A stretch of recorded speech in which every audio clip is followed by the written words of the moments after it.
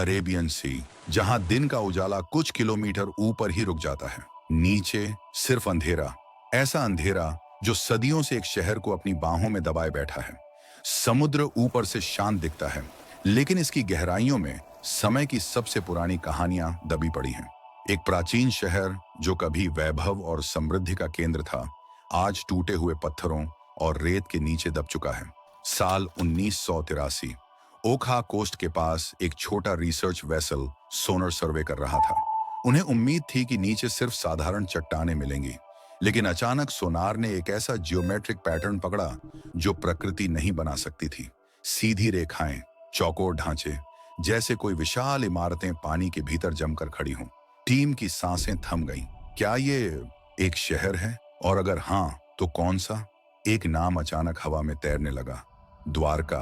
एक ऐसा नाम जो कथा और इतिहास दोनों को एक दूसरे से प्रश्न करवाने लगता है। महाभारत, हरिवंश पुराण और कई प्राचीन ग्रंथ सभी एक शहर का बार बार उल्लेख करते हैं, द्वारिका। वर्णन कहता है, यह शहर समुद्र किनारे नहीं, समुद्र के ऊपर बसाया गया था। लकड़ी के विशाल खंभों पर टिका हुआ, जिन्हें समुद्र की धाराएं भी हिला नहीं सकती थी। यहाँ थे 12 विशाल द्वार, हर द्वार की अपनी दिशा, अपनी ऊर्जा। शहर का निर्माण इतना वैज्ञानिक कि आज के इंजीनियर भी इसकी योजना देखकर चकित रह जाते हैं। किंवदंती कहती है, द्वारिका 7 बार बसी, 7 बार उजड़ी और हर बार पहले से ज्यादा भव्य होकर लौटी। लेकिन प्रश्न वही, क्या यह शहर सच था या सिर्फ एक पौराणिक कल्पना? जैसे जैसे सोनार आगे बढ़ा, वैज्ञानिकों को महसूस हुआ यहाँ कुछ असाधारण छिपा है। डाइवर्स नीचे उतरे और पहली नजर में ही दिखाई दिए 20 से 30 फीट लंबे सीधे कटे हुए पत्थर। कुछ पर मार्किंग्स थीं जो प्राकृतिक नहीं लगती थीं। धीरे धीरे उनके सामने आकार लेने लगा एक पूरा शहर। गिरे हुए स्तंभ, सीधी सड़कें, ढह चुके महल और एक ग्रिड पैटर्न जो प्राचीन भारतीय नगर निर्माण शैली जैसा था। फिर सोनर ने पूरा लेआउट दिखाया, एक ऐसा शहर जो महाभारत में वर्णित 70 विभागीय नगर से लगभग मेल खाता था। टीम समझ चुकी थी, ये साधारण खोज नहीं थी।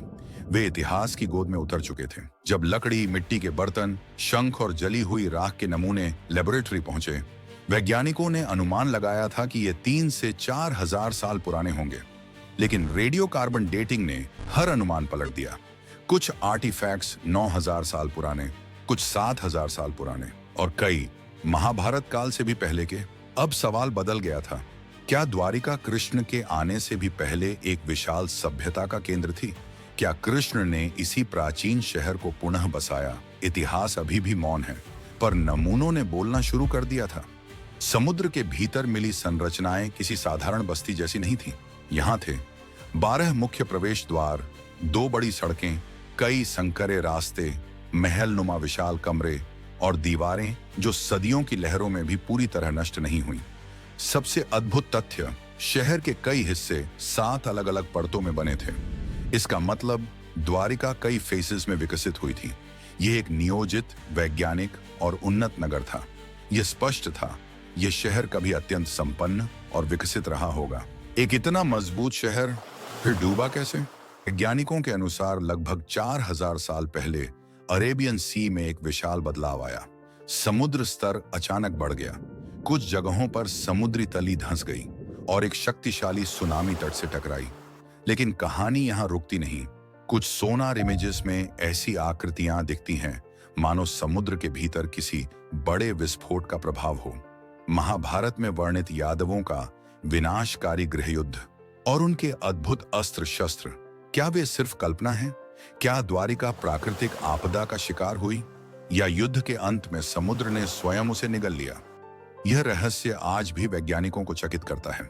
गुजरात की आज की द्वारिका एक पवित्र तीर्थ है, लेकिन असली द्वारिका, वो जो समुद्र के भीतर सोई है, उसकी कई रिपोर्ट्स आज भी रिस्ट्रिक्टेड हैं। क्यों? इसका जवाब आज तक किसी के पास नहीं है। कुछ डाइवर्स बताते हैं, जैसे ही वे पत्थरों को छूते हैं, ऐसा लगता है जैसे शहर अपनी कहानी सुनाना चाहता हो, लेकिन लहरें हर बार उसे फिर चुप कर देती हैं। द्वारिका कथा नहीं है, यह एक जीवित इतिहास है, एक ऐसी सभ्यता का प्रमाण जो समय से बहुत आगे थी। यदि प्राचीन ग्रंथ सच कहते हैं कि द्वारिका 7 बार बसी और उजड़ी, तो शायद यह चक्र अभी पूरा नहीं हुआ। समुद्र आज भी अपने भीतर एक ऐसे शहर को संभाले बैठा है जो दुनिया की सबसे पुरानी सभ्यताओं में से एक था। द्वारिका एक अमर रहस्य है जो हर बार डूबकर भी फिर उभर आता है समय की लहरों पर। वीडियो अच्छा लगा हो तो इसे लाइक जरूर करें और ऐसे ही रहस्यों को जानने के लिए सब्सक्राइब करके बेल आइकॉन दबाएं।